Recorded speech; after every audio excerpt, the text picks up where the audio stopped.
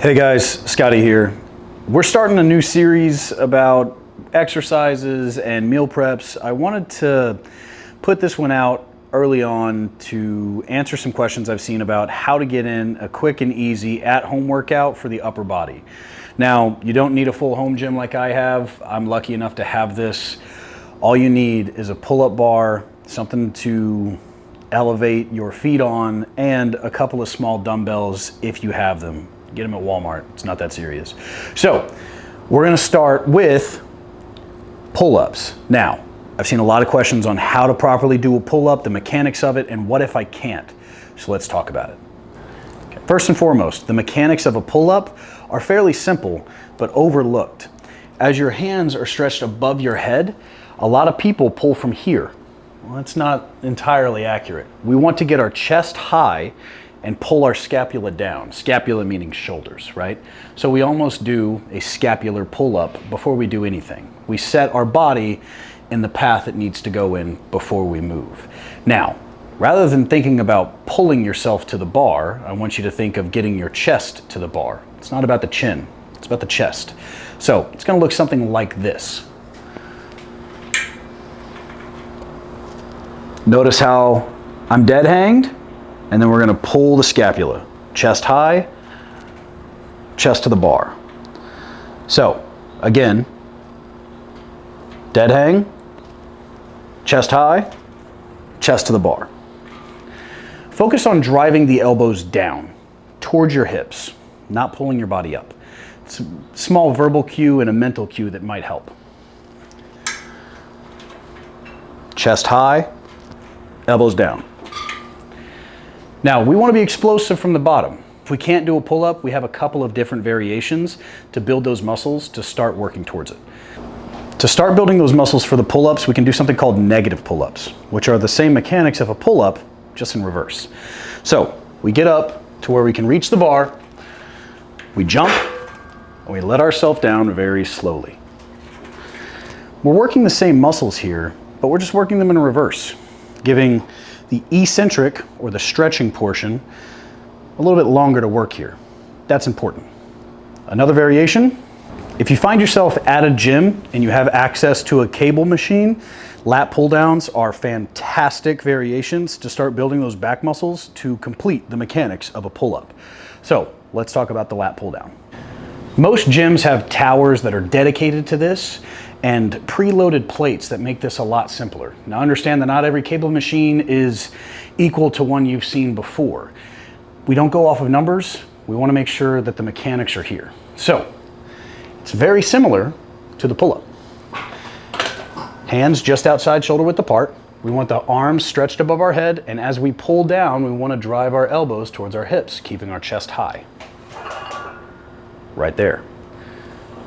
Focusing on the stretching portion while we're letting that weight go back up.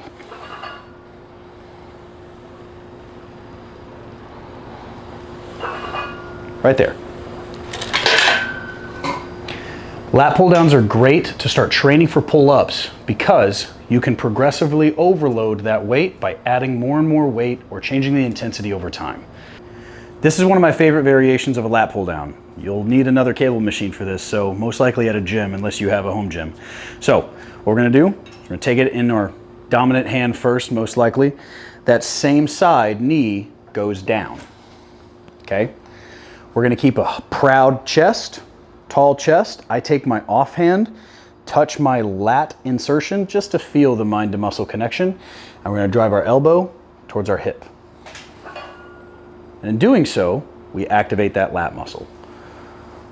Notice how I am spinning or pronating, changing my grip on the cable as I move it, from my knuckles pointing down to my knuckles sideways to a neutral grip. Great activation there. And to switch, we simply stand up, switch hands, switch knees.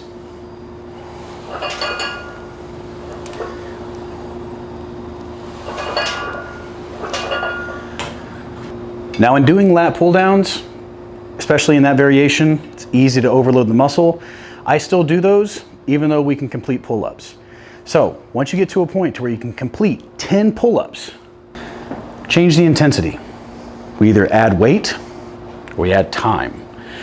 Get a belt at home or at the gym, add some weight to that belt, and do pull-ups that way. Or we add time. Whether that means taking time off of our rest period or adding time to the exercise itself by slowing down the repetitions. Let's talk about the push-up. So push-ups are an exercise you can do anywhere, anytime, gym, home, or in the airport like I do, like a weirdo. So there's different progressions to the push-ups. Now, if we can't do a standard push-up, which looks like this,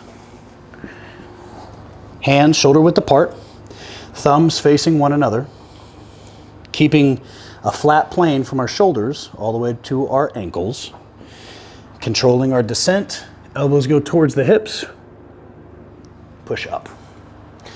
Now, depending on the hand positioning, you could be utilizing more triceps or more chest. The wider your hands, the more chest you're using, which makes it more difficult over time. Now, if we can't complete that, we can go into what people call, disrespectfully, girl push-ups. Being on your feet, we go to our knees.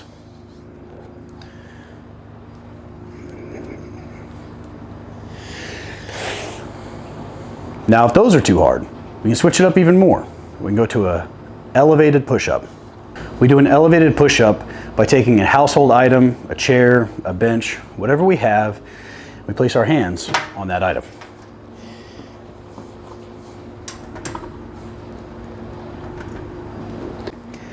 If all of those push-ups are too easy, you may be ready to throw a barbell around or elevate your feet and do what are called decline push-ups, which look like this.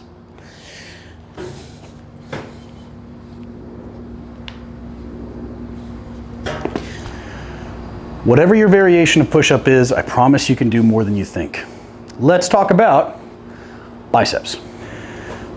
So this is one of those exercises you can do at home or at the gym again, and we're gonna talk about a different grip on the pull-ups. So we're gonna be doing an underhand grip, meaning a chin up. Activating majority bicep here. Hands face towards you. It's the same mechanics. Proud chest, chest to the bar, driving the elbows down. It's a fantastic exercise, but what if we have dumbbells? We're gonna talk about the bicep curl. There's a ton of different variations of the bicep curl. We're gonna talk about one or two of them. The alternating supinated bicep curl. Fancy word, all it means is we're turning our wrist. So if we hold our dumbbell in our hand here as if it is in a hammer variation, but we turn our wrist to face upwards as we move through the motion as if we were holding a bowl of soup, supinated. And we switch.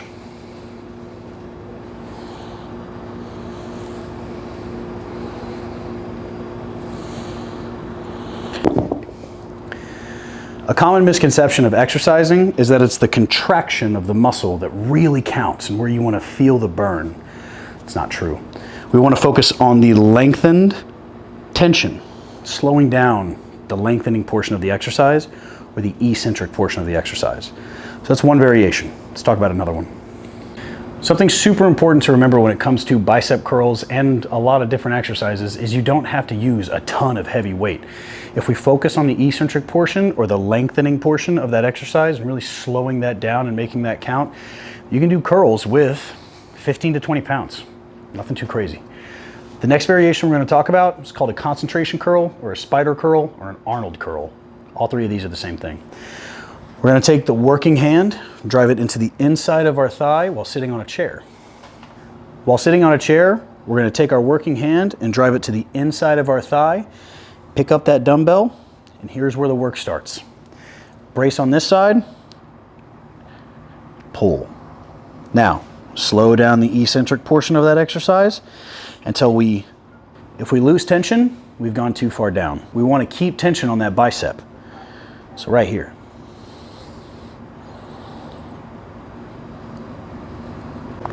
So let's talk about 3 different tricep variations, one of which we can do at home in a chair like the one I'm sitting on. We're going to be doing dips. If we place our hands behind us, put our feet out, The farther our feet go out, the harder this exercise is. The closer, the easier. So let's start easy. Down and up. That's all it takes. Down and up. If your shoulders don't allow for that movement right now, you can get a longer bench so you have a wider frame to utilize, or even 2 chairs. Dips are a fantastic tricep exercise. Another tricep variation we can do either at home or at the gym, as long as we have some dumbbells laying around, is the overhead tricep extension. There's 2 different variations to this one. Both are perfectly fine. Single arm overhead tricep extension. The important part about this one is to have the elbow in a comfortable position and not to go too heavy here, because the shoulder is in a compromised position. The long head of your tricep, or the largest head of your tricep, actually goes over your shoulder, your scapula. So in placing your arm above your head, you're actually putting it in a much more stretched position. This position being stretched, this position being flexed. This is a fantastic variation of this exercise. Now, if you don't have a light enough weight to only use one hand to do this, we can use 2 hands in a different variation called a French press. The French press is the exact same as the single arm variation, but you use both hands at the same time. Placing both hands above your head, stretching the tricep.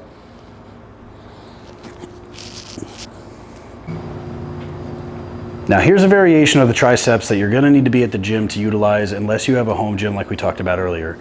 It's the tricep cable push down. You're gonna need what are affectionately known as pigtails. Taking each rope in each hand, keeping the chest tall and the elbows tucked, pushing your hands down and away from each other.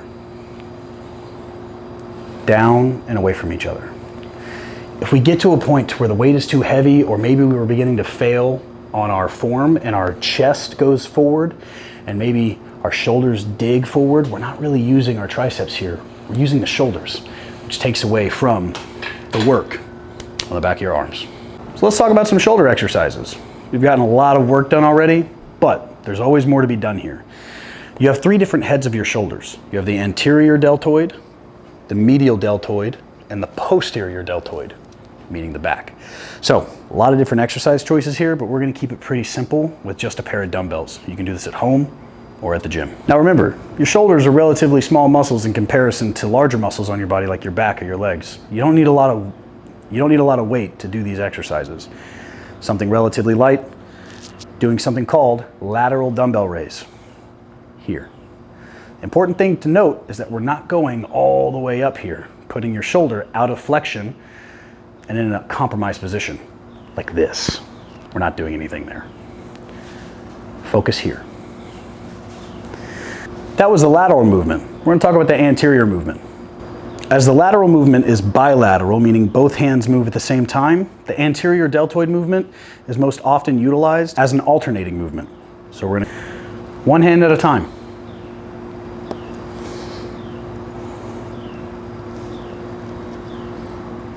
The reason why we use one hand at a time for that exercise is to combat swinging. If we have both of the weights moving at the same time in front of us, it'll cause us to start swinging as our form breaks down. And that kind of looks like this.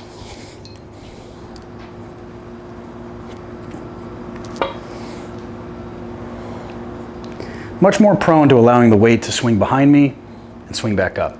And that takes away from the overall work that we're doing for the shoulder. All right guys, so now we're gonna move into the rear delts, or the rear deltoids, the back of the shoulder, which is important if you want that 3D look, as a lot of people call it. So again, we can use lighter dumbbells here, but we're also incorporating the lat and a lot of the other back muscles, so we can go a little heavier on this exercise. Just for the demonstration, I'm gonna keep with the dumbbells we've been using. So this is something you can do at home or at the gym, as long as you have a dumbbell and a chair laying around. So this is a bent over dumbbell row. We're gonna go one arm at a time here.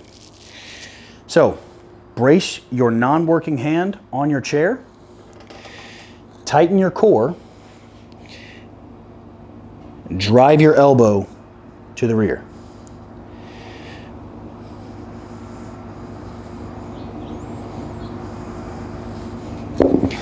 That works a lot of the back muscle, but it does get that rear deltoid. And if you don't have access to a gym to do a seated row, that's a fantastic option. So those are some of the exercises you can do at home with limited equipment, or maybe if you're in the gym and you have limited time. That's almost a full upper body workout, just with select exercises. Not all of them are perfect, but they will do. If you can remain consistent in any of your training, at least 3 days a week, you can make incredible progress. And 90% of success is showing up for an incredible amount of time and doing the obvious thing. You guys got this. I'll see you on the next video.